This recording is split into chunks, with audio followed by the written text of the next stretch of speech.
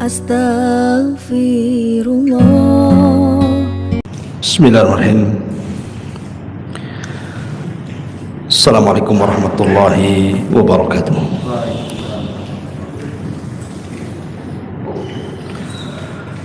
Alhamdulillah wassalatu wassalamu ala rasulillah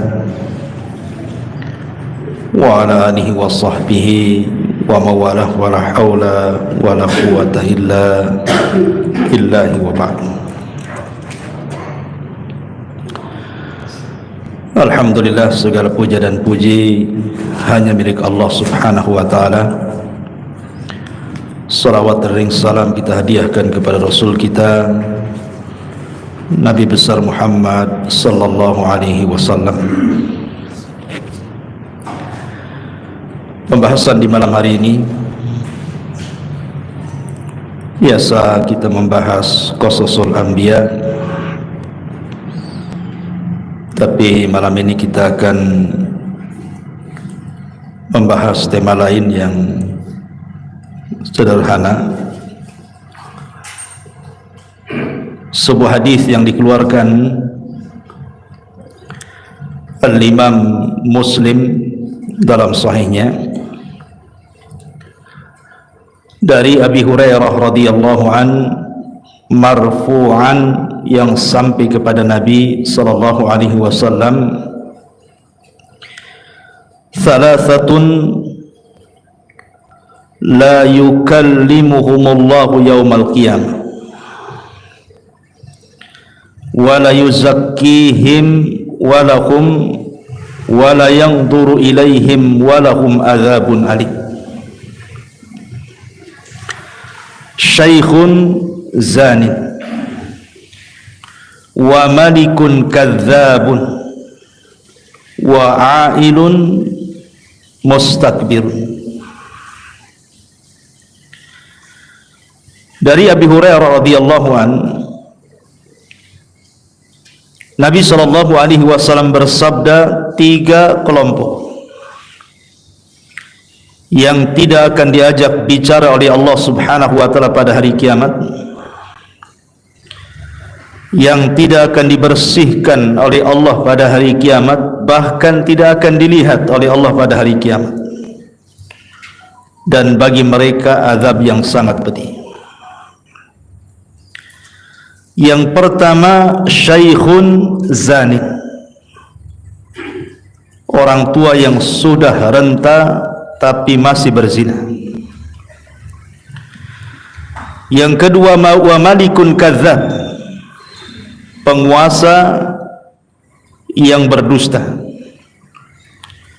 Wa ailun mustakbirun, dan orang miskin yang sombong. Dalam riwayat Salman Al-Farisi radhiyallahu an ada tambahan, wal munafiq sil'atahu bi khadifin katib, dan orang yang bersumpah atau memudahkan sumpah-sumpah palsu untuk melariskan dagangannya.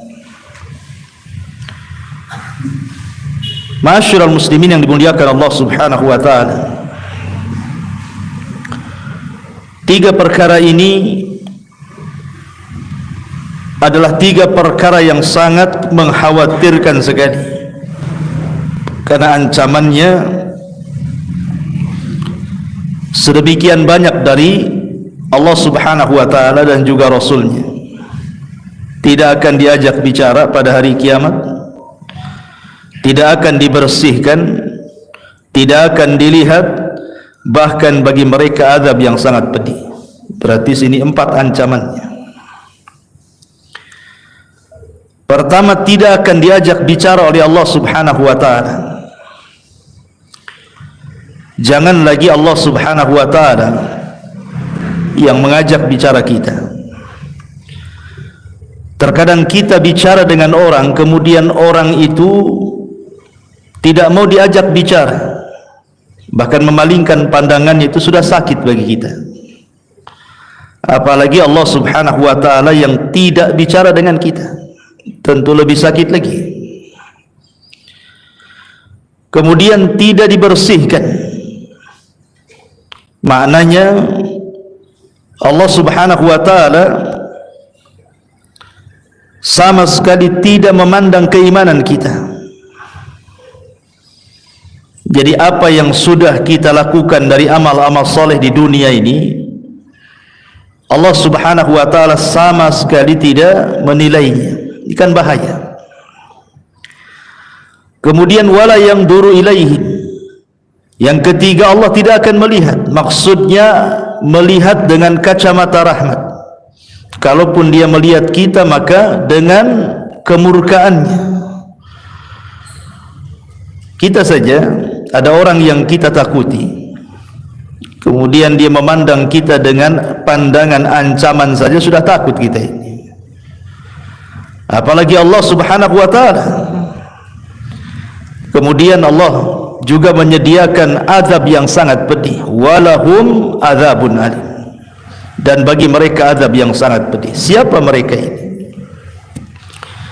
Di sini Nabi SAW mengatakan syaikhun zanin, orang tua yang sudah renta tetapi masih melakukan zina. Ketika para ulama memberikan catatan kepada kalimat syaikhun zanin ini, para ulama mengatakan bahwa kalau seandainya ada dua orang yang berzina, yang satu anak muda, yang satu orang yang sudah tua, sama-sama berzina, maka dosa zina orang tua jauh lebih besar dibandingkan zinahnya anak muda. Itu maksudnya. Apa alasannya? Yang pertama, kita tahu bahwa usia manusia itu terbatas. Terutama umat Nabi SAW dibatasi dengan usia.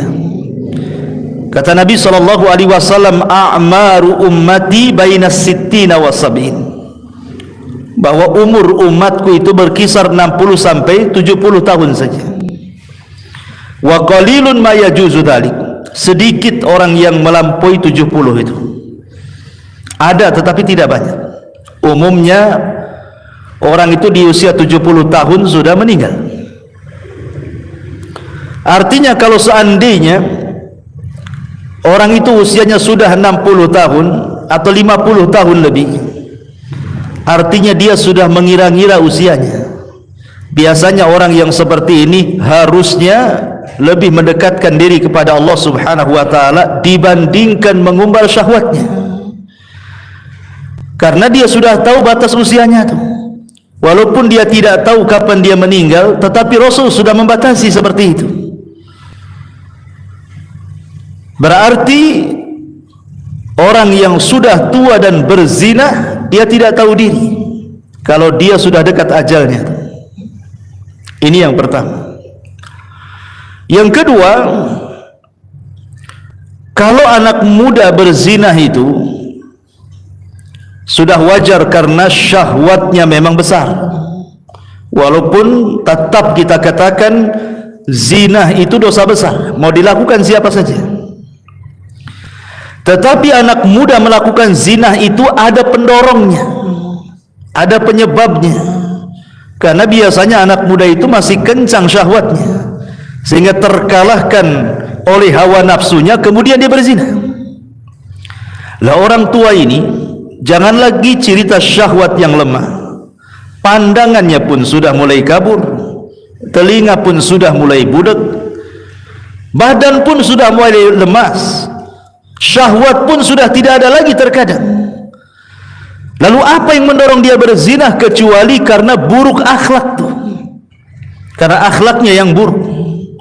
Memang zina itu kebiasaan dia. Makanya kenapa kemudian dosa orang tua yang berzina jauh lebih besar dibandingkan anak muda yang berzina? Karena anak muda berzina itu ada pendorongnya. Kalau orang tua, apa yang mendorong dia berzina? Ini yang kedua. Yang ketiga, umumnya orang yang sudah tua, biasanya nikmat yang Allah anugerahkan itu sudah tersampaikan semuanya. Dia sudah punya istri, dia sudah punya anak, sebagian besar sudah punya cucu. Artinya bahwa dia pernah merasakan yang halal, yang Allah halalkan kepadanya kan. Kenapa kemudian dia meninggalkan yang halal kemudian berpaling ke yang haram? Kalau tidak rusak hatinya. Maka ini juga pendorong kenapa Syekhun Zanin ini dikhususkan dalam hadis ini oleh Nabi sallallahu alaihi wasallam. Kemudian yang terakhir, umumnya orang sudah tua ini, kalau dia berzina berarti dia lebih banyak mendolimi keluarganya. Sebab itulah Nabi sallallahu alaihi wasallam mengkhususkan Syekhun Zanin, orang tua yang berzina, maka dosanya lebih besar dibandingkan anak muda yang berzina. Sama seseorang laki-laki berzina dengan wanita pelacur, dengan seorang laki-laki berzina dengan tetangganya, itu kan beda hukumnya. Walaupun sama-sama zinahnya, tetapi berzina dengan pelacur lebih sedikit dosanya dibandingkan berzina dengan tetangganya. Kenapa demikian? Karena kalau dia berzina dengan wanita tetangganya atau laki-laki tetangganya, berarti dosanya double. Pertama dosa zinahnya, yang kedua dosa merobek hak-hak bertetangganya. Itulah yang kemudian dosa zina itu tidak satu level tetapi bertingkat-tingkat. Sama juga di sini dengan Syekhun Zanin, orang tua yang berzina. Ini yang pertama. Kemudian yang kedua kata Nabi sallallahu alaihi wasallam, wa malikun kadzdzab. Malikun kadzdzab, penguasa yang berdusta. Kenapa kemudian Nabi sallallahu alaihi wasallam mengkhususkan penguasa yang berdusta lebih besar dosanya dibandingkan orang biasa berdusta? Bukankah dusta itu sama-sama dosa besar? Anda berdusta juga dosa besar, penguasa berdusta juga dosa besar. Lalu kenapa kemudian para penguasa kalau mereka berdusta dosanya lebih besar dibandingkan orang biasa? Karena apa yang mendorong penguasa berdusta kepada rakyatnya coba? Sementara hukum ada di tangannya, kebijakan-kebijakan rakyat itu ada di tangannya. Untuk apa dia berdusta? Bukankah dia yang membuat undang-undang? Baik umpamanya kebaikan untuk rakyatnya ataupun keburukan untuk rakyatnya. Kita ini sebagai rakyat tidak bisa apa-apa. Apa kata pemerintah? Ya, yang ikutkan begitu. Lalu apa gunanya berdusta kalau begitu? Dari sini maka kemudian para penguasa yang berdusta itu lebih besar dibandingkan orang biasa berdusta, karena pendorong dustanya tidak ada. Yang kedua, kalau dia berdusta, dia akan membawa dosa rakyatnya. Lain kalau saya berdusta dengan Anda, paling membawa dosa Anda saja, satu orang atau dua orang, kan begitu.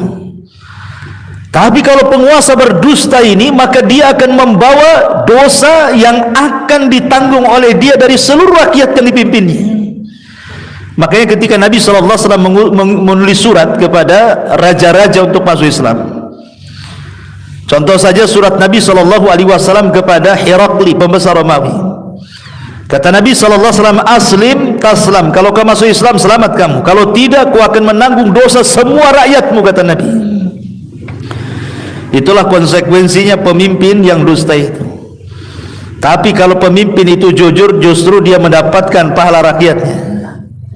Makanya kenapa ketika Nabi SAW menyebutkan orang pertama dari orang-orang yang akan mendapatkan naungan arsy Allah di hari yang tidak ada naungan kecuali naungan Allah, pertama disebut oleh Rasul apa? Imamun adil, pemimpin yang adil, nomor satu tuh. Ya.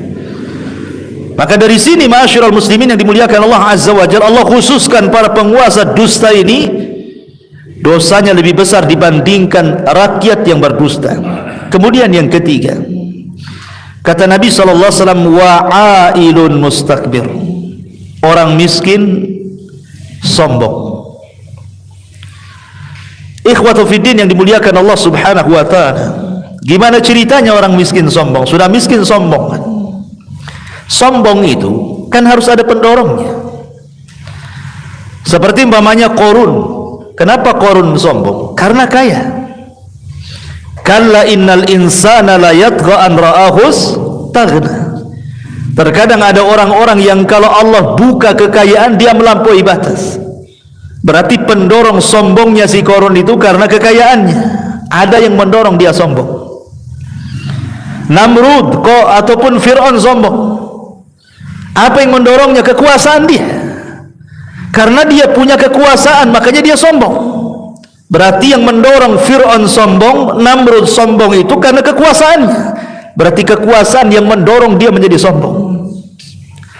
Atau mungkin karena ketampanan, atau mungkin karena kecantikan, atau mungkin karena sebuah jabatan, atau mungkin dalam sebuah pekerjaan, atau mungkin titel, atau apalah namanya. Kan banyak pendorong-pendorong orang itu jadi sombong. Tetapi orang miskin sombong itu apa yang dorong dia sombong itu apa? Apa yang disombongkan orang miskin? Sudah ngontrak, banyak hutang, masalah dengan keluarganya, apa yang disombongkan orang miskin itu? Makanya ketika orang miskin itu tidak ada pendorong sombong, kemudian dia sombong, makanya orang miskin yang sombong lebih besar dosanya dibandingkan orang kaya yang sombong. Sekali lagi saya katakan, wajar orang kaya sombong itu karena kaya, pejabat sombong karena jabatan, pemimpin sombong karena kepemimpinan, orang ganteng, orang cantik sombong karena punya rupa yang baik. Lo sudah miskin, jelek lagi, cemana yang mau disombongkan? Apa ceritanya? Ya. Makanya Nabi SAW langsung menegaskan, wa'ailun mustakbir. Orang miskin sombong itu tidak akan diajak bicara, tidak akan dibersihkan, tidak akan dilihat. Allah sediakan azab yang sangat pedih. Naudzubillah. Ma'asyiral muslimin yang dimuliakan Allah Azza wa Jalla. Berada di sini ada 3 perkara yang ingin saya jelaskan. 3 perkara yang merusak manusia. Dan yang terakhir dalam riwayat Salman Al-Farisi saya katakan tadi, wal munafiq sil'atahu bihalifin kadhib. Orang yang jualan untuk melariskan dagangannya bersumpah dengan sumpah-sumpah palsu. Dikit-dikit wallahi demi Allah, dari sana enggak dapat, padahal sudah dapat, dan begitu seterusnya, hanya untuk menguatkan saja biar cepat laris. Ya. Intinya bahwa ada 3 poin yang kita akan jelaskan yang merusak manusia itu 3. Pertama, al-kadhib, dusta. Yang kedua, al-kibar, sombong. Dan yang ketiga, zina. Inilah yang merusak manusia. Baik. Ma'asyiral muslimin yang dimuliakan Allah Subhanahu wa taala, bicara yang pertama al-kadhib, dusta. Nabi SAW pernah ditanya dalam hadis Safwan ibn Sulaim atau ibn Salim radhiyallahu an, ayakunul mu'minu jabbanan ya Rasulullah? Rasul, mungkinkah seorang mukmin itu penakut? Kata Rasul, na'am, mungkin saja seorang mukmin itu penakut. Kemudian Rasul ditanya lagi, ayakunul mu'min bakhilan? Apakah seorang mukmin itu bisa jadi bakhil? Kata Rasul, na'am, boleh jadi seorang mukmin itu bakhil. Kemudian kata orang ini, ayakunu mu'min kadziban? Mungkinkah seorang mukmin itu pendusta wahai Rasul? Kata Rasul, la, tidak. Seorang mukmin tidak mungkin berdusta. Dia boleh penakut, diajak jihad mikir-mikir, dia boleh bakhil, disuruh sedekah mungkin malas, tetapi seorang mukmin tidak mungkin dusta, kata Rasul. Karena akhlak seorang mukmin tidak mungkin dusta. Kemudian Rasul membacakan ayat, innama yaftaril kadhiba alladzina la yu'minuna bi ayatillah wa ulaika humul kadzibun. Hanya saja orang-orang yang mengarang-arang kedustaan itu dilakukan orang-orang yang tidak beriman dengan ayat-ayat Allah, dan mereka adalah para pendusta. Allah nafikan iman dalam ayat ini kepada para pendusta, karena seorang mukmin tidak mungkin berdusta. Jangankan seorang mukmin, di zaman jahiliyah, dusta itu aib bagi mereka. Amr ibn As radhiyallahu anhu sebelum masuk Islam masih kafir, masih musyrik, masih menyembah berhala. Dia berkawan dengan Musailamah Al-Kadzab. Musailamah Al-Kadzab orang yang ngaku nabi palsu tuh di zaman Nabi. Bertandanglah Amr bin As ke rumah Musailamah Al-Kadzab. Kata Musailamah Al-Kadzab, ya Amr, kau kan tetangga si Muhammad. Apa yang terakhir kau ingat dari surat yang diturunkan Jibril kepadanya? Kata Amr bin As, yang aku ingat adalah suratul Fil. Sudah dibacakan, ara'aita alladhi alam tara kaifa fa'ala rabbuka bi ashabil fil alam yaj'al kaidahum fi tadlil wa arsala alaihim tayran ababil tarmihim bi hijaratin min sijil faja'alahum ka'asfin ma'kul, katanya. Hafal Amr ini walaupun masih musyrik, karena orang-orang Arab biasa ngapal syair, ya. Kata Musailamah Al-Kadzab, ya semalam juga Jibril mampir ke rumahku, katanya. Dia pun menitipkan surat kepadaku. Kata Amr bin As, surat apa itu? Suratul Difda, surat kodok, katanya. Kata Amr bin As, coba bacakan suratmu wahai Musailamah, katanya. Kemudian Musailamah mengatakan, dia Difda binta Difda aini niki mata niki fa inna a'laki fitin wa asfaluki filma. Kodok, anak putri kodok, katanya. Silakan mengodok, karena paling tinggi tempatmu di tanah, paling rendah kau dasar air, katanya. Ayat kodok, katanya. Apa kata Amr bin As? Wallahi inni ra'aituka kadziban. Demi Allah, aku lihat kau ini seorang pendusta. Ini sama-sama musyrik ngomong gitu. Karena bagi orang Arab dusta itu aib bagi mereka. Kalau orang-orang jahiliyah memandang dusta itu aib, harusnya seorang mukmin lebih aib lagi, kan begitu. Ma'asyiral muslimin yang dimuliakan Allah, makanya ketika Nabi SAW menjelaskan tentang dosa para pendusta di dalam kuburan itu, suatu malam Nabi SAW kemudian dibawa oleh dua malaikat ke sebuah tempat. Rupanya tempat itu adalah penyiksaan para orang-orang yang melakukan dosa. Kemudian Nabi SAW melihat sebuah azab yang sangat mengerikan. Apa azab yang dilihat Nabi? Kata Nabi SAW, aku melihat ra'aitul lailata rajulaini atayani qala. Ketika Nabi SAW melihat ada orang yang terlentangkan, jadi kakinya di atas, kepalanya di bawah. Kemudian di sampingnya ada orang yang memegang pisau dalam bentuk cerulit bengkok begini. Kemudian dimasukkan ke dalam mulutnya, kemudian diiris sampai ke tengkuknya. Kemudian setelah itu dimasukkan ke lubang hidungnya, kemudian diiriskan sampai ke tengkuknya. Kemudian diulang ke sebelah kirinya. Kemudian diiriskan sampai ke tengkuknya. Kemudian diulang ke hidung sebelah kirinya, diiriskan sampai ke tengkuknya. Rupanya ini sudah balik lagi. Terus seperti itu. Kata Rasul, mahadan, apa ini? Kata Jibril, intalik. Kemudian hadis ini panjang. Kemudian kata Nabi SAW, alladzi ra'aitahu, kata malaikat ini, orang yang kau lihat itu, yushakku sidquhu fakadzabun yakdzibu bil kadzbati tuhmalu anhu hatta tablughal afaq, katanya. Orang yang kau lihat itu, yang kemudian diiris dari mulai mulut dan lubang hidungnya sampai ke tengkuknya kiri kanan itu, mereka adalah para pendusta yang dustanya sampai melambung ke ufuk, katanya. Mungkin zaman dulu ikhwan, berdusta sampai melambung ke ufuk, maknanya dustanya itu terkena orang banyak. Itu mungkin sulit kalau zaman dulu, ya. Sehebat apapun orang mengarang dusta, sulit untuk tersebar ke berbagai macam tempat, itu susah. Tapi sekarang kan mudah dengan adanya handphone, ya. Antum buat aja cerita hoax, kemudian antum tekan saja enter, kemudian langsung menyebar dalam 1 detik, sudah ke semana-mana, dibaca semua orang.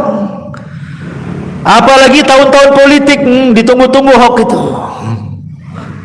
Apalagi sudah ada YouTube, sudah ada Instagram, sudah ada ini. Itulah maknanya tablugul afaq. Jadi dusta itu menyebar kemana-mana tuh. Kalau dulu belum ada handphone kan, susah kita ini mau nyebar dusta kan. Mau nyebar hoax satu desa saja susah kan. Nunggu dari mulut ke mulut, mulut ke mulut, baru kemudian beberapa bulan baru tersebar kan gitu. Lah sekarang ini tidak perlu nunggu berbulan-bulan, satu detik saja sudah tersebar satu Indonesia, satu dunia lagi kan begitu. Lah bagaimana Nabi SAW menjelaskan begitulah hukumannya di azab kubur para pendusta itu. Ma'asyiral muslimin yang dimuliakan Allah Subhanahu wa taala, dan ingat dusta itu bukan sifat orang, itu sifat setan itu. Dusta itu sifat setan. Makanya Allah Subhanahu wa taala mengatakan dalam surah Asy-Syu'ara ayat 221 sampai 223, hal unabbiukum ala man tanazzalu syayatin tanazzalu ala kulli affakin athim yulquna as-sam'a wa aktsaruhum kadzibun, kata Allah. Maukah kuhabarkan, kata Allah, kepada kalian, setan ini kalau turun ke mana? Setan ini kalau turun ke mana, kata Allah? Maka Allah jawab, tanazzalu ala kulli affakin athim. Mereka turun menemui para pendosa dan juga para pendusta. Siapa mereka? Para dukun, paranormal, ya. Yulquna sam'ah. Kemudian setan-setan itu melemparkan kalimat-kalimat hasil dari dengar dia dari langit. Wa aktsaruhum kadzibun, dan kebanyakan setan-setan itu pendusta. Jadi ketika jin-jin itu naik ke langit, kemudian mencuri dengar dari perkataan malaikat, dapatlah satu kalimat, kemudian dicampur adukan dengan 99 kalimat, kemudian dijualah kepada dukun itu satu benar, 99 kalimat dusta. Jadi dari sini bahwa syaitan itu mengarang-arang cerita kemudian dijual kepada dukun, kemudian dukun pula berdusta kepada kita. Itu namanya silsilah kibul namanya. Jadi dukun dikibuli oleh jin, kita pula dikibuli dukun, gitu maksudnya, ya. Jadi dusta itu adalah sifatnya syaitan, kesimpulannya. Kemudian juga sifatnya orang-orang munafik. Bahkan Nabi SAW mengatakan bahwa jima' hisal, keseluruhan watak-watak munafik itu adalah kadzib, dusta. Apabila mereka hasad, mereka berdusta. Apabila mereka dengki, mereka berdusta. Apabila mereka hendak menipu, mereka berdusta. Apabila mereka bicara, mereka berdusta. Itulah orang munafik itu. Makanya Nabi SAW mengatakan ayatu munafikin salasatun. Tanda orang munafik itu 3. Salah satunya, kata Rasul, idza haddatsa kadzab. Apabila dia ngomong, berdusta. Artinya dusta ini sifatnya orang kafir, sifatnya orang munafik, sifatnya setan, dan begitu seterusnya. Ma'asyiral muslimin yang dimuliakan Allah Subhanahu wa taala, tapi kan dusta ini tingkat-tingkatan. Sama dengan zina juga bertingkat-tingkat kan begitu. Yang paling besar dosanya adalah dusta itu kalau al-kadzibu 'ala Allah wa Rasul. Dia berdusta atas nama Allah dan atas nama Rasulnya. Ini dusta paling besar, ya.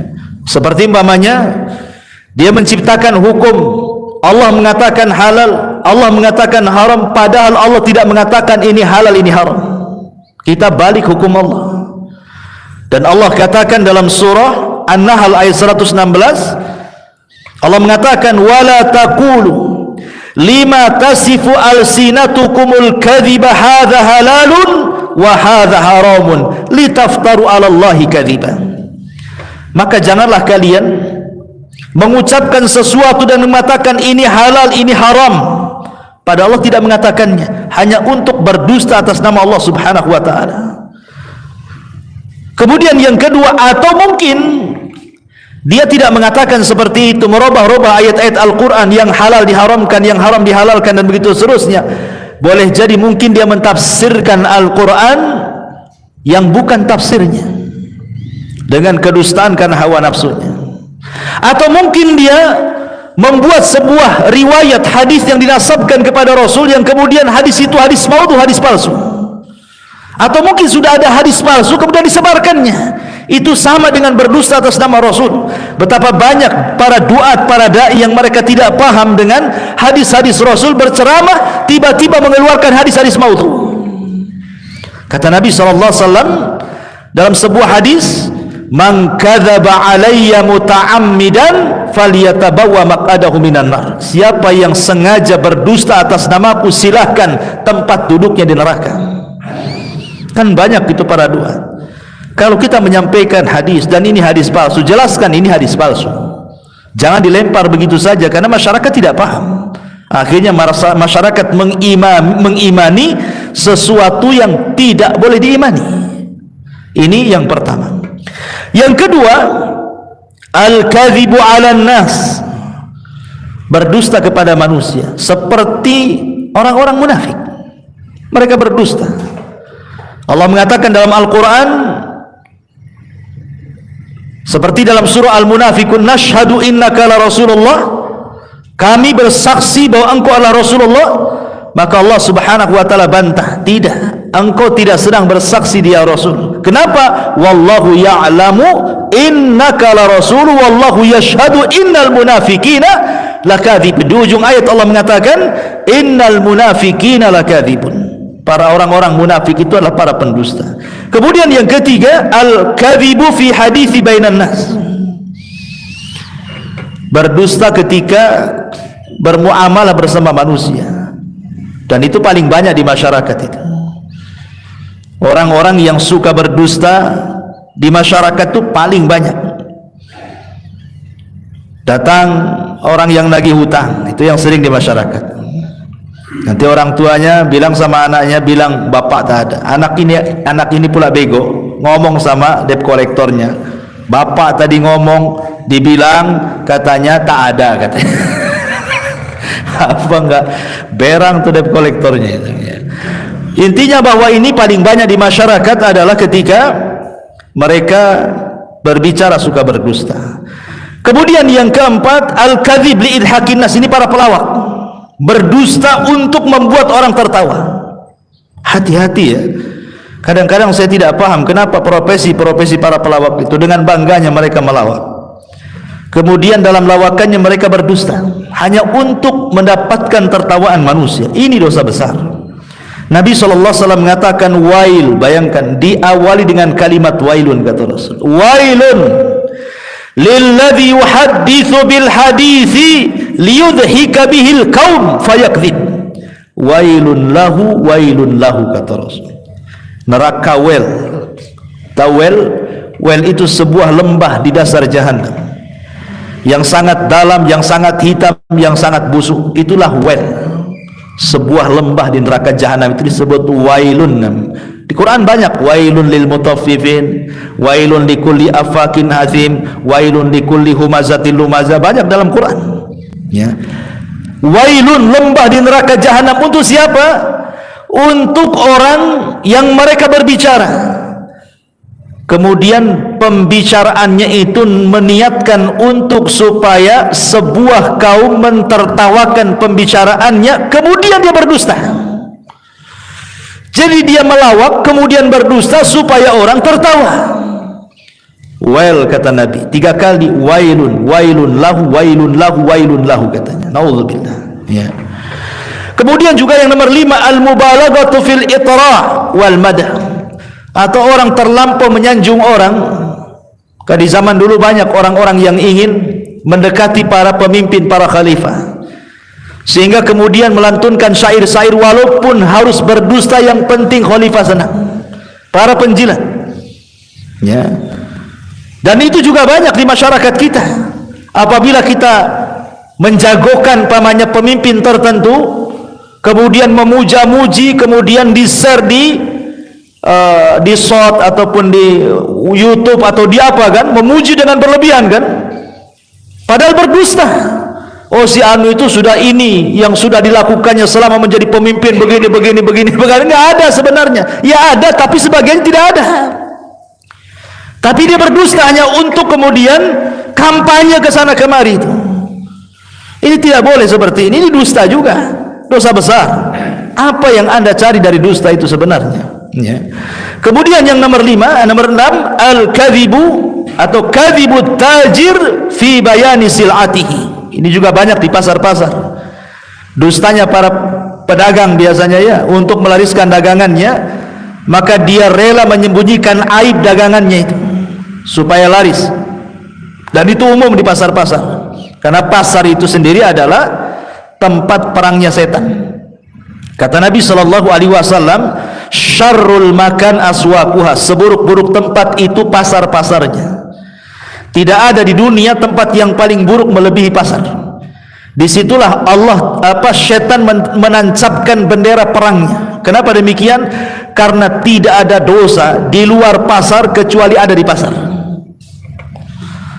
Yang syirik banyak di pasar, yang taruh raja-raja di warung-warung biar lariskan itu.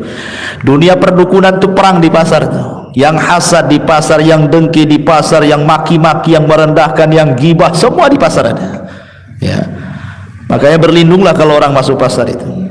Kemudian yang nomor 9, syahadatuz zur. Ini biasa di persidangan-persidangan. Ya, membayar saksi untuk berdusta, untuk mengambil hak orang lain, naudzubillah. Kemudian juga yang nomor 10, al-mubalaghatu fil mu'arid. Berlebihan ketika membenci orang. Kalau kita benci kepada orang, kadang-kadang dia rela berdusta. Oh, si fulan tuh begini, padahal nggak ada. Ya. Kemudian yang nomor 11, al-kadhibu as-siyasi. Ini pun dusta dalam dunia perpolitikan yang sudah saya jelaskan tadi. Ini yang pertama, dusta. Tetapi apakah semua dusta itu dilarang? Tidak. Ada dusta-dusta yang dibolehkan. Sebagaimana disebutkan oleh Ummu Kulthum bintu Uqbah ibn Abi Mu'ayth radhiyallahu anha, kata beliau, lam asma an-nabiy sallallahu alaihi wasallam yurakhisu fi syai'in minal kadhib illa fi thalathin. Aku tidak pernah mendengar Rasul memberikan keringanan pada perkara dusta itu kecuali di 3 perkara saja. Yang pertama, al-kadhibu lil islah baina al-mutakhasimaini. Kalau Anda mendamaikan orang yang sedang bertengkar, kemudian berdusta hanya untuk mendamaikan, boleh. Umpamanya si A bertengkar dengan si B, antum si C ini penengahnya. Kemudian antum datang kepada si A dan mengatakan, tadi saya ketemu dengan si Anu. Si Anu ini musuh dia. Masya Allah, dia itu memuji-muji kamu loh. Padahal dia memaki-maki. Dia memuji-muji kamu itu sebenarnya baik itu menurut dia. Padahal tidak pernah mengucapkan kalimat itu. Nanti dia pula datang ke si Anu, ngomong sama gitu ya. Saya kemarin ketemu, Masya Allah, dia tuh tidak dendam sama kamu itu. Dia baik kok. Kalau ngomong sama saya, dia ngomong muji-muji itu. Ya. Akhirnya kan meredakan keduanya sifat dengki kan. Permusuhannya kan diredamkan. Ini nggak masalah berdusta seperti ini. Yang nggak boleh itu antum ke sana bawa gas yang 5 kilo, yang ke sini bawa gas yang 10 kilo. Itu namanya antum mau ngadu domba itu. Itu nggak boleh. Ya. Ini yang pertama. Yang kedua, al-kadhibu li irdha'i zaujah. Antum berdusta hanya untuk menyenangkan istri, nggak masalah. Ya, nggak masalah. Istri masak keasinan, enak katanya, luar biasa. Ini kalau dimakan salero basamo ini. Padahal asinnya naudzubillah, ya kan? Nggak ada masalah. Terutama antum yang poligami. Biasanya banyak dusta orang poligami itu. Nggak ada masalah, hanya untuk supaya istri pertama enggak marah umpamanya kan. Nah, di mana bang? Padahal lagi di istri kedua, lagi di pasar kan. Sebab kalau antum bilang di istri kedua apa nggak muring-muring kan itu ya. Maka hanya untuk mencari keredoan tidak ada masalah. Tetapi jangan terus-terusan kan itu ya, ada batasnya. Kemudian juga dalam melihat pakaian istri, melihat penampilan, melihat macam-macam kan itu. Pandai-pandailah berdusta, karena dusta ini terkadang mengawetkan rumah tangga. Terkadang jujur itu justru memberantakan rumah tangga kan itu. Jujur saya sama kamu, apa? Kamu itu bau, kamu ini. Stres istrinya ya. Terkadang perlu dusta juga. Dusta dalam rumah tangga itu terkadang penyedap. Ya. Kemudian juga yang ketiga, khida'ul a'da fil ma'rakah. Dusta dalam peperangan tidak ada masalah. Sebagaimana sombong dalam peperangan itu boleh. Seperti Ali sombong dalam peperangan untuk mengodonkan lawan itu, dia sombong dia. Kamu tahu siapa saya, kata Ali. Ana alladhi sammatni ummi Haidarah. Saya ini orang yang ibuku ngasih nama macan liar. Kau mau apa, katanya. Nggak ada masalah. Sombong dalam peperangan nggak apa-apa, tapi di luar perangan nggak boleh sombong. Dusta dalam peperangan boleh, yang penting musuhnya kalah. Ya, karena Rasulullah mengatakan innal harba kaidun. Peperangan itu tipu daya. Peperangan itu semuanya tipu daya, intinya menang. Makanya perkara-perkara yang di luar peperangan terkadang dibolehkan dalam peperangan. Bohong, sombong itu tidak ada masalah dalam peperangan, yang penting menang. Ya.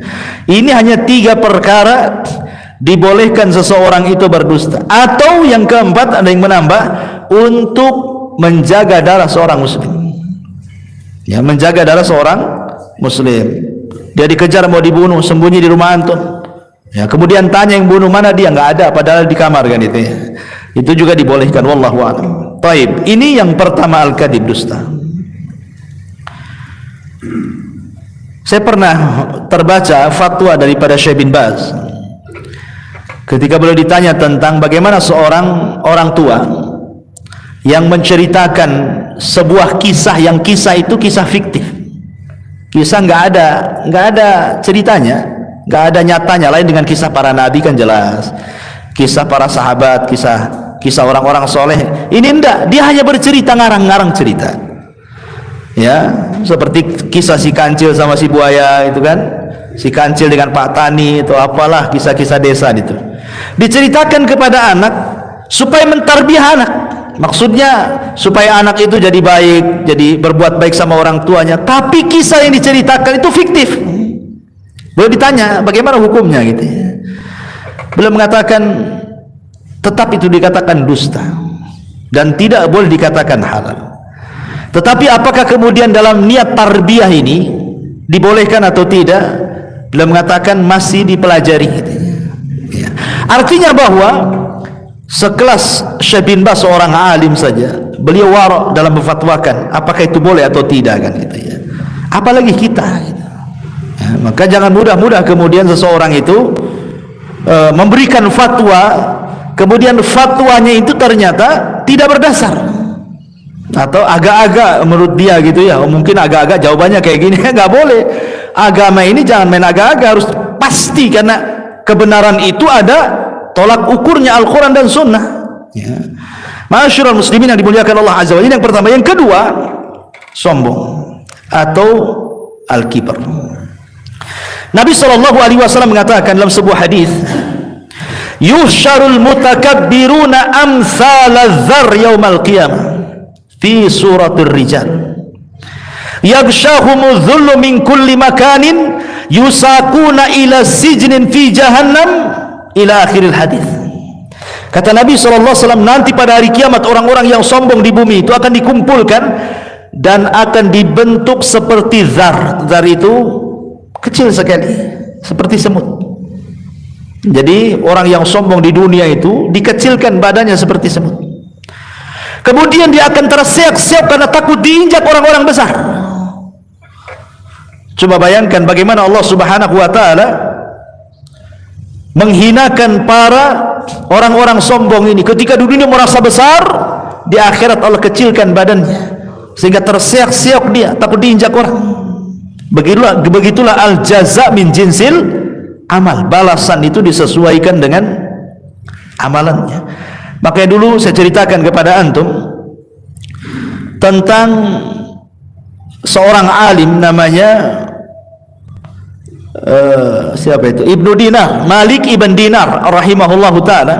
Malik ibn Dinar rahimahullahu taala, ketika ada seorang yang sangat masyhur namanya Muhallib ibn Abi Sufrah. Muhallib ibn Abi Sufrah, dia seorang jenderal perang, itu ma'ruf, jenderal perang, seorang muslim ya. Dia bisa membawa pasukannya dan selalu membawa kemenangan dalam perangnya itu. Muhallib ini ma'ruf kisahnya. Muhallib ini jenderal perang di zaman itu. Jadi ada seorang ulama namanya Malik ibn Dinar rahimahullahu taala. Ketika dia lewat, Muhallib ini lewat di depan dia, tetapi cara jalannya itu seperti orang sombong. membusungkan dada. Ya. Maka Malik ibn Dinar kemudian tidak suka dan mengatakan, cara jalanmu ini adalah jalan yang Allah murkai. Sebaiknya jangan jalan seperti itu. Biasa saja. Ya. Apa karena kau jenderal gitu bahasanya? Tapi bahasa ulama ini mengatakan sebaiknya kau jangan jalan seperti itu, karena jalan seperti itu adalah jalan yang dimurkai Allah. Kemudian Muhalib, karena dia seorang jenderal perang, mengatakan, ata'rifuni, berani-beraninya kau bicara kepadaku dan menasihati diriku, tahukah siapa aku, katanya. Maka kata Malik ibn Dinar, na'am, saya tahu persis siapa kamu, katanya. Saya tahu persis siapa kamu. Kemudian kata Muhalib, kalau begitu siapa saya, katanya. Dikiranya Malik ibn Dinar akan mengatakan, kau seorang jenderal, engkau seorang panglima perang. Tidak, kata Malik ibn Dinar, dia mengatakan, aku tahu siapa kamu. Bukankah kamu adalah manusia yang terlahir min nutfatin adhirah, dari sperma yang kotor, keluar dari tempat keluar air najis, katanya. Kok ini orang yang keluar dari sperma yang kotor, keluar dari 2 lubang najis 2 kali, dan sekarang di balik bajumu itu terkandung najis kotoran. Dalam perutmu itu banyak kotorannya. Dan seandainya kau mati pun kemudian kau tidak dikuburkan, maka bangkaimu adalah bangkai yang sangat menjijikkan manusia. Enggak ada orang yang berani mendekati bangkaimu, katanya. Artinya kemudian Malik ibn Dinar menasihati, janganlah sombong, kamu dengan saya sama saja, katanya. Kemudian dia mengatakan, al-an saya tahu siapa diriku, kata Muhalib. Ya. Dia sadar dengan ucapan Malik ibn Dinar. Dari sini menunjukkan bahwa kalau kita terlahir dari sperma yang kotor, keluar dari 2 lubang air najis, laki-laki dan perempuan, kemudian kita hidup pun membawa-bawa najis dalam perut, kemudian kita mati, kalau seandainya tidak dikuburkan, bangkai kita seminggu saja sudah busuk, lalu apa yang disombongkan, gitu maksudnya. Apa yang disombongkan manusia itu? Tidak ada. Makanya Ibnu Sammak suatu ketika menghadap Harun ar-Rasyid, seorang pemimpin ma'ruf. Harun ar-Rasyid pemimpin adil, khalifah, ya. Jadi di hadapan Harun ar-Rasyid ini ada minum air putih. Kemudian Ibnu Sammak mengatakan, ya khalifah, seandainya Allah tahan minuman itu dan kau tidak bisa meminumnya, kira-kira supaya engkau bisa meminum air itu, kau tebus berapa air itu? Saat ini di dunia ini tidak ada air kecuali hanya ada di gelas itu saja. Kau akan tebus berapa air itu? Kata Harun ar-Rasyid, aku akan tebus dengan separuh kerajaanku, katanya. Kemudian kalau seandainya air itu sudah masuk ke badan, kemudian tidak bisa keluar lagi,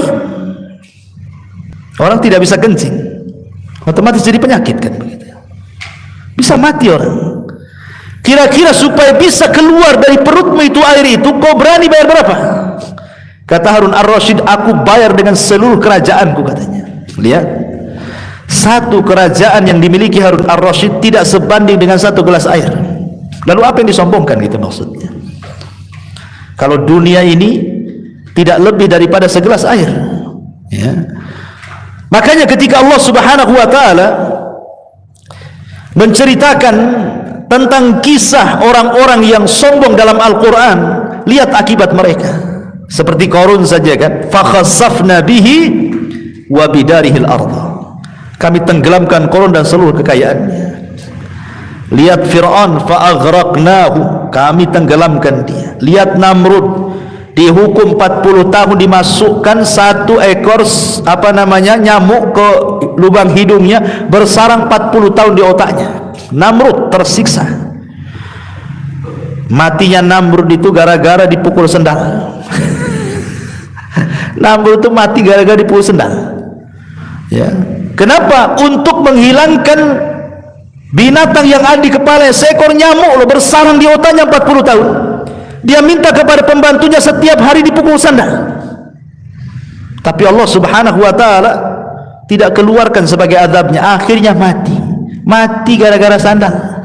Itu Namrud yang sombongnya, naudzubillah, ya. Begitulah orang sombong, ma'asyiral muslimin yang dimuliakan Allah Subhanahu wa taala. Makanya Rasul tidak suka dengan orang-orang sombong. Di zaman Rasul ada Abi Dzar Al-Ghifari mencela Bilal bin Rabah. Abi Dzar Al-Ghifari seorang sahabat, ya. Dia mengatakan kepada Bilal ibn Rabah, "Ya ibna Sauda," katanya, "wahai anak orang hitam." Apa kata Nabi sallallahu alaihi wasallam? "Ya Aba Dzar, a'ayyartahu bi ummi." A'ayyartahu bi ummi. Apakah engkau mencela Bilal dengan ibunya? Innaka mru'un fika jahiliyah. Dalam hatimu itu ada kejahilian, kata Rasulullah. Rasul tidak suka. Ini seorang sahabat, ya. Tidak bisa, karena Islam, datangnya Islam itu untuk menyetarakan antara si hitam dengan si putih, antara si Arab dengan non Arab. Semua sama dalam Islam itu. Makanya kenapa Nabi SAW ketika khutbatul Arafah mengatakan la fadla bainal Arabi wal Ajam walal aswad alal ahmar illa bitaqwallah, katanya. Tidak ada beda antara si hitam, si merah dan si putih. Tidak ada beda antara anda orang Arab atau non Arab. Yang membedakan kalian hanyalah takwa, kata Rasul. Datangnya Islam inilah yang kemudian menyetarakan semua manusia. Lalu apa yang disombongkan dalam Islam? Makanya kenapa kemudian banyak orang-orang yang tidak suka dengan dakwah Rasul akhirnya jadi munafik. Contohnya siapa? Ubay ibn Khalaf, ya. Abdullah ibn Ubay ibn Khalaf, tokoh munafik, dulunya sangat dibanggakan oleh dua kabilah besar Khazraj dan Aus, kan, sebelum kedatangan Rasul dari Mekah ke Madinah. Bahkan dijagokan akan memimpin dua kabilah besar Ansar sebelum masuk Islam mereka. Datang Nabi, rupanya kabilah Ansar dua-duanya masuk Islam, Khazraj dan Aus itu. Kemudian Islam menyatarakan mereka semuanya. Akhirnya Abdullah ibn Ubay tidak lagi dihormati, kan? Karena apa? Semua sama dalam Islam itu. Mau anda pemimpin, kami rakyat. Mau anda pejabat, kami orang biasa. Mau anda kaya, kami miskin. Semua sama. Sejak itulah akhirnya Abdullah ibn Ubay dendam kepada Rasul. Akhirnya jadi munafik dia, ya. Ma'asyiral muslimin yang dimuliakan Allah Azza wa Jalla. Taib. Sombong ini banyak pengaruhnya. Di antaranya ikhwatu fiddin muliakan Allah Azza wa Jalla, persis kata Nabi SAW ketika ditanya apa itu sombong, kata Rasul, batrul haq wa ghamdun nas, menolak kebenaran. Semata-mata menolak kebenaran itu sudah dianggap sombong. Menolak Quran, menolak hadis itu sombong orang itu. Yang kedua, merendahkan manusia, karena biasanya orang sombong itu dia cuek dengan orang. Kalau antum ingin tahu orang kaya sombong itu, ngobrol dengan dia, ya, ngobrol dengan orang-orang kaya itu. Kalau dia tidak punya perhatian dengan antum, ya, antum dicuekinnya, antum sekedarnya, itu sombong itu orang itu. Tidak memandang, apalagi wajah dia kemana, wajah antum kemana, kan itu, ya, ya. Seperti itu, ikhwan. Na'udzubillah, ya. Kemudian juga su'u muamalatin nas, biasanya orang sombong itu buruk muamalahnya, sangat buruk muamalahnya. Ketika ada seorang laki-laki minta izin kepada Nabi SAW, kemudian kata Nabi kepada Aisyah, bi'sa akhul asyirah, seburuk-buruk orang yang datang itu dia, wahai Aisyah, katanya. Kemudian ketika datang orang ini, tiba-tiba Nabi SAW senyum-senyum, tertawa-tertawa. Aisyah heran, gitu. Kata Aisyah, Nabi SAW, tadi kau mengatakan seburuk-buruk orang dia, ketika dia sudah datang kau tajamul pula, artinya berpura-pura pula, kan itu. Tidak menunjukkan bahwa dia itu orang jahat, katanya, kan. Padahal yang datang ini orang munafik. Sampai-sampai Rasul mengatakan ketika datang Hasan Husain, dicium sama Nabi. Orang ini mengatakan, ya Rasulullah, saya punya 10 anak, laki-laki dan perempuan, tidak ada yang aku cium satupun, katanya. Maka kata Nabi SAW, ciumlah mereka. Jangan sampai Allah mencabut rahmat di hatimu, maka tidak akan turun rahmat dari langit kepadamu, katanya. Irhamu man fil ardi yarhamukum man fis sama. Sayangi orang yang di bumi, maka yang di langit akan menyayangi kamu, katanya. Lihat, orang sombong itu tidak punya rahmat dalam hatinya, ya, tidak punya rahmat sama sekali, karena muamalahnya buruk orang-orang seperti itu.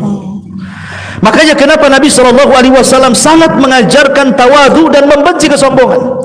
Sampai di akhir hayatnya loh, sebelum wafatnya Rasul, itu di akhir khutbah beliau, sebelum beliau wafat, beliau naik mimbar, Kemudian kata Nabi SAW, man kuntu darabtu dhahran fahadha dhahri, kata Rasul. Siapa yang dulu ku pukul punggungnya, ni punggungku, pukul sekarang. Wa man akhadtu malan fahadha mali falyaqtas minhu falyakhudh minhu. Siapa yang dulu ku ambil hartanya, ini lo hartaku, ambil sekarang, katanya. Wa man syatantu irdan fahadha irdi falyaqtas minhu. Atau yang dulu pernah ku caci, ku maki, ku rendahkan, ku gibah, nih kehormatanku, caci sekarang. Itu sebelum wafatnya Nabi. Nabi ingin mengajarkan kepada kita bahwa begitulah sikap tawadhu gitu dia. Nabi ingin tawadhu, bukan mentang-mentang dia Nabi kemudian suka-suka dia mendolimi rakyatnya, tidak. Rasul tetap minta dikisos. Sampai dari kerumunan orang itu ada laki-laki tiba-tiba berdiri, saya siap mengkisos anda wahai Rasul. Wah, satu masjid ribut sahabat, siapa yang berani? Nabi lagi sakit, tiba-tiba ada yang berani kemudian mengatakan, ana ya Rasulullah, saya wahai Rasul. Ya, ala dha'fir riwayah, walaupun sebagian lama melemahkan riwayat ini. Rupanya kata Rasul, maju kamu. Makin dekat, makin kenal Rasul. Lah, rupanya dia adalah siapa? Dia adalah orang yang didoakan Nabi SAW, Uqasa ibn Mihsan, yang ketika Rasul menyebutkan 70.000 orang yang masuk surga tanpa hisab dan adab, kata Uqasa, Rasul doakan aku. Kata Uqasa, kata Rasul, hai Uqasa, engkau termasuk mereka, katanya. Semua sahabat nunjuk juga, kami juga wahai Rasul. Oh tidak, sudah dahulu Uqasa, kata Rasul. Jadi Uqasa ini makin dekat. Lah, kau kan Uqasa, wahai Uqasa, bukankah aku sudah mendoakan kamu dengan masuk surga? Kata Uqasa, iya, karena engkau yang bicara wahai Rasul, kau minta dikisos, ya aku ingin kisos lah kan itu. Kemudian kata Rasul, apa salahku kepadamu? Kata Uqasa, Rasul, dulu waktu kau bariskan kami, badanku agak ke depan, dan ketika itu aku tidak berpakaian, kau ambil tongkat, kau pukul perutku, katanya. Aku ingin memukul perutmu, katanya. Wah, ramai para sahabat nih kan. Uqasa memukul perut Nabi. Datang Ali, datang Fadl, datang Abbas, datang Hasan, Husain, banyak para sahabat mengatakan, Rasul, biar kami saja yang dikisos dia, katanya. Kata Rasul, jangan, biarkan Uqasa, katanya. Akhirnya kata Rasul, ambilkan tongkat. Diambilkan tongkat, ambil nih Uqasa tongkat. Kata Uqasa, ya Rasulullah, waktu kau pukul perutku, aku tidak pakai baju, katanya. Kau harus melepaskan baju, katanya. Dilepas baju Nabi, saya bayangkan. Ketika sudah diayunkan, apa enggak tegang satu masjid itu, ikhwan? Ini Uqasa berani memukul perut Nabi. Wah, itu luar biasa. Jadi tongkat lagi diayun-ayun begini, tiba-tiba lagi tegang-tegangnya dilemparkan tongkatnya, kemudian dia pun memeluk Nabi SAW dan mengatakan, ya Rasul, bukan itu yang saya kehendaki. Aku sudah merasakan akan dekatnya ajalmu. Aku ingin orang yang pertama kali bersentuhan kulitku dengan kulitmu, katanya. Nah, itu siasatnya Uqasa rupanya. Ya. Tapi lihat bagaimana Nabi SAW mengajarkan tawadhu, seorang pemimpin. Ya. Bahkan Nabi Sulaiman yang kemarin kita sudah ceritakan kan, mana Hudhud, katanya. Nggak ada Hudhud. Oh, awas saja kalau datang, katanya. Ku sembeli dia, atau ku azab, atau dia bawa alasan yang jelas. Masih pilihan. Ya. Bisa saja Sulaiman kalau pemimpin yang diktator, mana Hudhud udah datang disembeli kan, begitu ya. Tapi Sulaiman masih mendengarkan alasannya, didengerin baik-baik. Kenapa kau pergi? Kenapa kau gaib, kan itu? Udah diceritakan. Itu menunjukkan tawadhunya Sulaiman, masih mendengarkan aspirasi rakyatnya. Coba para pemimpin kayak Sulaiman tuh, Hudhud saja didengar, padahal burung, apalagi manusia. Ya, ma'asyiral muslimin yang dimuliakan Allah Azza wa Jalla. Kemudian juga min asari takabur adalah aqlu huquqin nas bil batil. Biasanya pengaruh sombong itu suka memakan hak-hak manusia secara zalim. Umumnya orang sombong seperti itu. Ya, ingat ketika Imam Zahabi yang sudah saya ceritakan dulu menceritakan tentang kisah orang zalim, seorang preman yang zalim, yang sombong, merampas apa? Merampas ikan nelayan. Itu disebutkan dalam kitab Al-Kabair karya Imam Zahabi rahimahullahu ta'ala. Jadi ada orang preman sombong, zalim, dia jalan-jalan di pinggir pantai. Datanglah satu nelayan, ini baru datang, rupanya cuma dapat ikan satu. Itu pun untuk makan dia dan keluarganya dan anak-anaknya. Dengan sombongnya kemudian si preman ini menarik baju nelayan, kemudian mengancam, serahkan ikanmu atau kubunuh, katanya. Karena ketakutan, diserahkanlah ikannya itu. Ikan sudah mati kan, satu-satunya ikan itu dari hasil tangkapannya. Oh, dengan sombong, dengan bangganya sang preman ini membawa ikan ini balik mau dimakan sama dia. Di tengah jalan Allah takdirkan ikan itu hidup, kemudian menggigit tangannya. Dia kira gigitan ikan itu biasa-biasa saja, ya berdarah begitu biasalah, ya. Kemudian dimasak, dimakan sampai kenyang. Rupanya gigitan ikan itu berbisa. Di malam harinya barulah dia merasakan gigitan ikan itu. Dia merasakan sakit yang tidak tahu sakitnya kecuali Allah. Menjerit di malam hari, saking sakitnya itu, karena jarinya digigit ikan itu. Akhirnya keesokan harinya tidak tahan, dia datang ke tabib. Dia menceritakan, ya tabib, saya kegigit ikan nih, kok bisa sakitnya seperti ini? Kemudian diperiksa sama tabib, kata tabib, itu adalah bisa yang paling buas dan tidak bisa disembuhkan kecuali diamputasi telapak tangan, kecuali dipotong sininya. Mau tidak mau harus dipotong, ya. Akhirnya betul-betul dipotong, ya. Dikiranya sudah sembuh tuh. Rupanya setelah dipotong, beberapa hari setelahnya sakit lagi, sampai menjalar ke sikut dia. Datang lagi ke dokter, kata tabib, ini harus diamputasi ini, katanya, sampai ke sikutnya sini. Akhirnya dipotong sikutnya. Dikiranya sudah sembuh, rupanya sudah sembuh, sampai menjalar lagi ke tempat tenaganya ini. Akhirnya sang dokter ini heran, karena dia sering menangani penyakit itu, tidak separah ini masalahnya. Jadi dokter ini ngomong, sebenarnya kamu itu kenapa? Apanya sekedar digigit ikan saja, katanya. Nggak mungkin ada cerita yang lain lah, katanya. Jadi sang preman yang sombong ini baru bercerita dia. Sebenarnya bukan itu ceritanya. Itu ikan yang aku makan, yang menggigit jariku di awal pertama itu adalah ikannya nelayan. Perlu diceritakan dari awal sampai akhir. Kata dokter, inna lillahi wa inna ilaihi rajiun. Coba sebelum kau datang untuk diamputasi pertama kali telapak tanganmu, kau minta maaf dulu sama nelayan itu, maka sembuh penyakitmu, katanya. Gak perlu kau dipotong-potong kayak gini tanganmu, katanya. Sebelum aku potong habis tanganmu, sebaiknya kau cari nelayan itu, minta maaf, katanya. Aku dicari-cari nelayan itu sampai akhirnya ketemu, ya. Kemudian dia mengatakan, samihni ya fulan, maafkan aku wahai fulan. Nelayan ini bingung, ya. Kemudian kata lain, siapa kamu? Aku nggak kenal. Aku yang ngambil ikanmu dulu, katanya. Tolonglah maafkan, dalam kondisi aku seperti ini, katanya. Akhirnya karena melihat iba kasihan juga, nelayan ini memaafkannya. Cuman sebelum pergi, si preman sombong ini, si preman songong ini, bukan sombong saya lagi, songong lagi dia. Dia mengatakan kepada sang nelayan ini, wahai sang nelayan, aku ketika mengambil ikanmu, aku lihat mulutmu bergerak-gerak, katanya. Apa dulu yang kau ucapkan? Doa apa yang kau ucapkan kepada aku, katanya. Aku lihat mulutmu bergerak-gerak dulu itu. Kata lain, tidak ada, aku nggak ngomong apa-apa, katanya, ya, kecuali hanya satu. Ya Allah, aku ini orang lemah di hadapanku orang kuat, tolong tunjukkan kekuatanmu. Hanya itu saja. Arini kuwataka, tunjukkan kekuatanmu. Itu saja. Rupanya Allah betul-betul menampakkan kekuatannya. Itulah lihat balasan orang yang sombong, suka mengambil hak orang lain, gitu ya.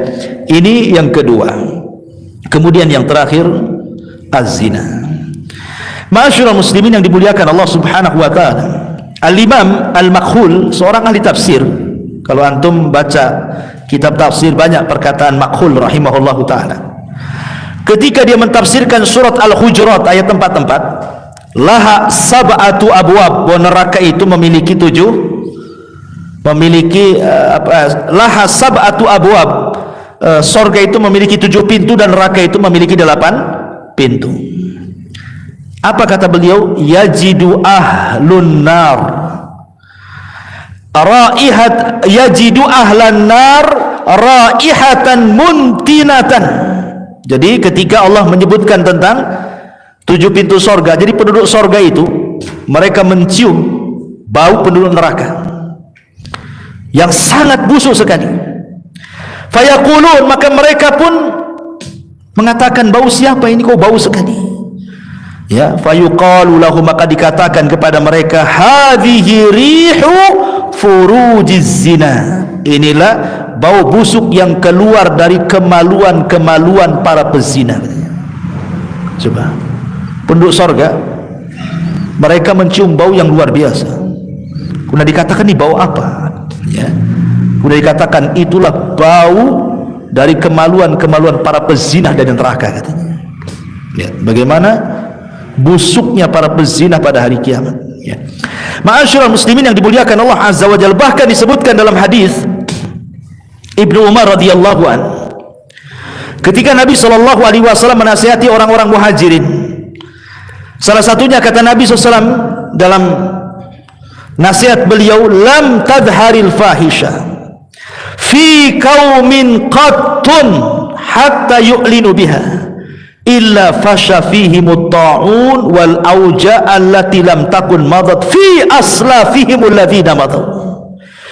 Tidaklah sebuah perzinahan ini merajalela, bahkan terang-terangan seperti hari ini kan terang-terangan, ya, kecuali akan disebar penyakit taun atau penyakit-penyakit yang belum pernah terjadi sebelumnya, atau al-auja, penyakit-penyakit yang belum pernah terjadi di zaman Rasul ada di zaman sekarang, ya, seperti penyakit AIDS, ya kan, dan penyakit-penyakit yang semacamnya. Sampai hari ini belum ada obatnya, kan?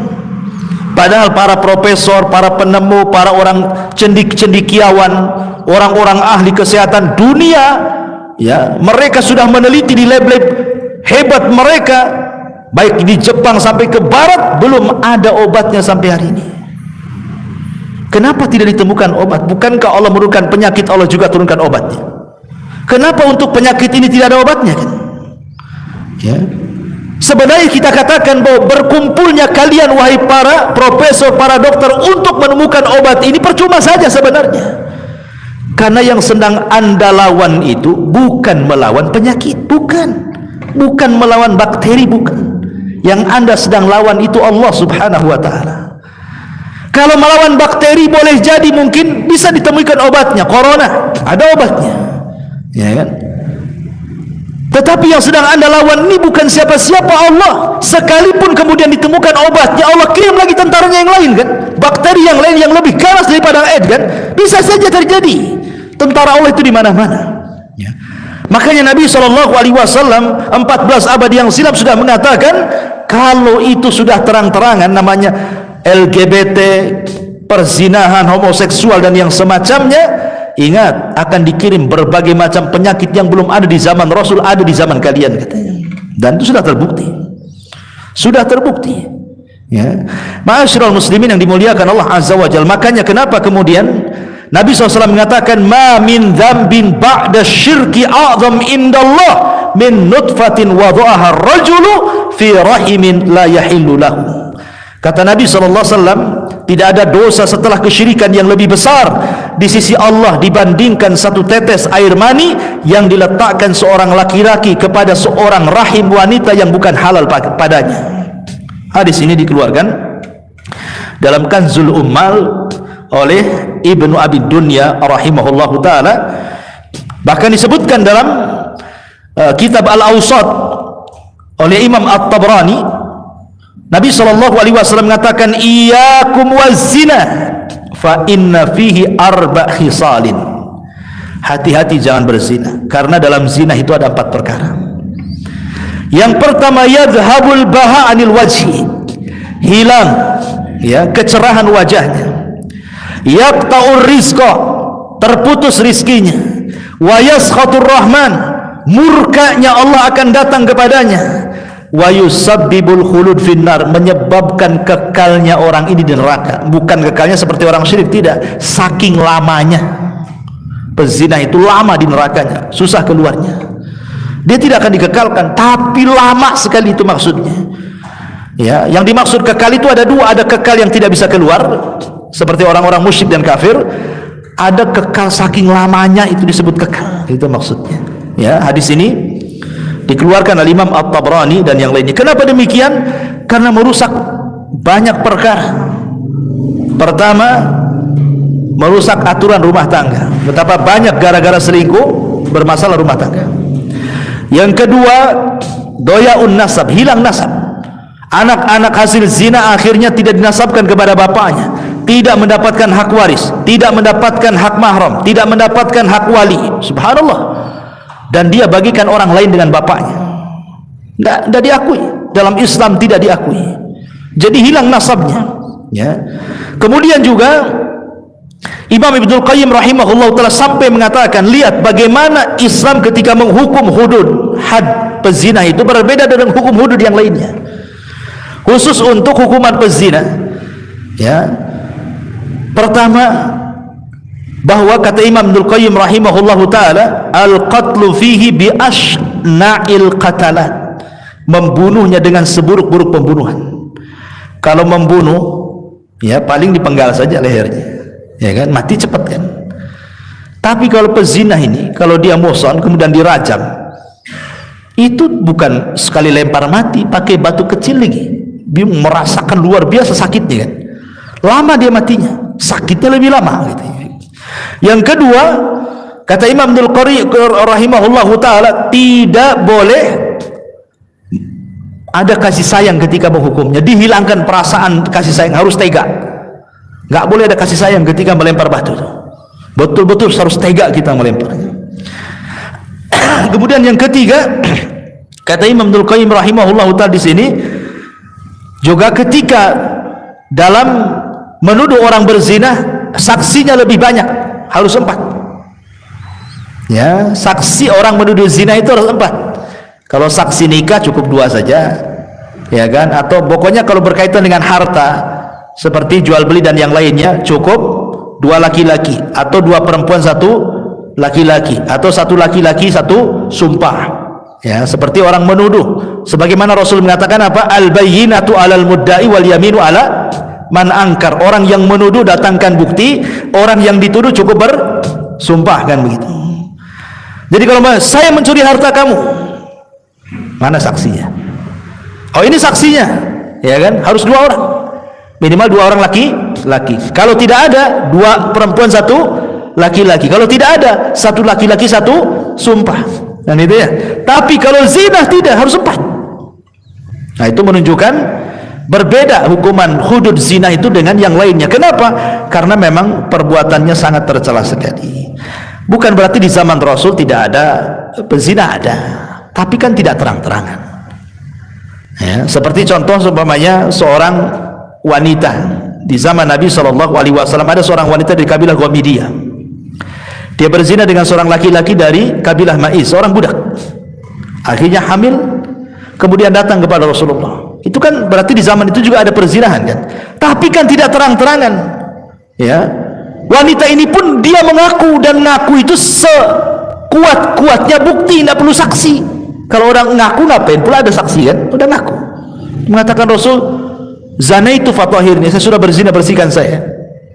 Kata Rasul, boleh jadi kau hanya pelak-peluk saja, kau cium-cium saja, pulanglah. Maksud kata Rasul itu jangan ngaku, taubat saja sudah selesai.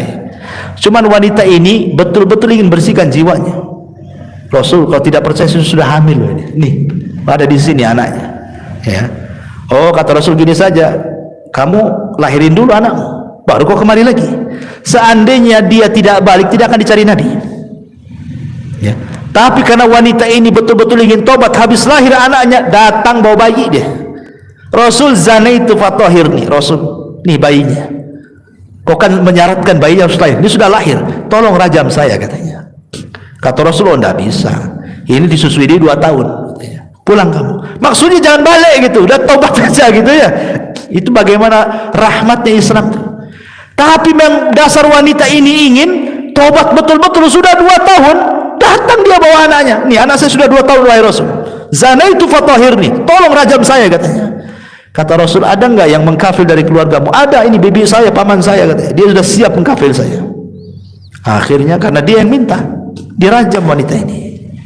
Ketika dirajam, Khalid bin Walid semangat, pak, sampai darahnya muncrat ke badannya, sampai di celaknya wanita itu. Kata Rasulullah, tasubbuha, jangan kau cela wanita itu. Laqad kanat taubah, dia sudah bertobat. Kalau tobatnya dibagikan ke 70 penduduk Madinah, cukup untuk mereka, kata Rasul. Ya. Kalau tobatnya wanita ini dibagikan kepada 70 penduduk Madinah, itu sudah cukup bagi mereka. Kenapa? Karena melihat keikhlasannya. Ya. Tapi lihat bagaimana Islam, ya, bagaimana Islam itu penuh dengan rahmat. Walaupun dia sudah berzina, tobat saja gitu maksudnya.